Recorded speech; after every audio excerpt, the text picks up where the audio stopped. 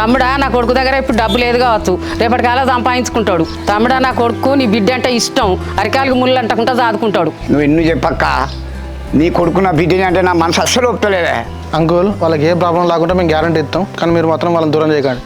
Please నాన్న, ఎందుకు ఇట్లా చేస్తాను? నిజంగా రాఘవ మంచోడని, నన్ను మంచిగా చూసుకుంటాడు, ఒప్పుకోవే.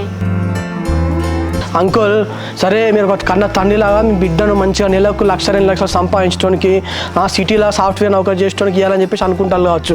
కానీ పొద్దుగాలు ఎత్తే మనం పేపర్లలో టీవీలలో ఎన్ని చూస్తానో ఇట్లా ఇచ్చి ఎంతోమంది మోసపోతారు. ఇప్పుడు నీ బిడ్డను వాడు మంచిగా చూసుకుంటానని చెప్పేసి మీరు గ్యారంటీ ఇవ్వగలుగుతారా అంకుల్? కానీ మేము చిన్నప్పంచలి ఊర్లో మీ కళ్ళ ముందు పెరిగిన వాళ్ళం, మీ ముందు తిరిగిన వాళ్ళం, మేము నీ గ్యారంటీ ఇస్తాం అంకుల్. ఇప్పుడు మీకు డబ్బే సమస్య అయితే ఇదే ఊర్లో మీ కళ్ళ ముందే ఏదైనా ఒక మంచి బిజినెస్ పెట్టుకొని మీ లైఫ్లో మంచిగా సెటిల్ అవుతాం. అట్లా లైఫ్లో సెటిల్ అయిన తర్వాతనే జానకి నాకు ఇచ్చి పెళ్లి చేయండి.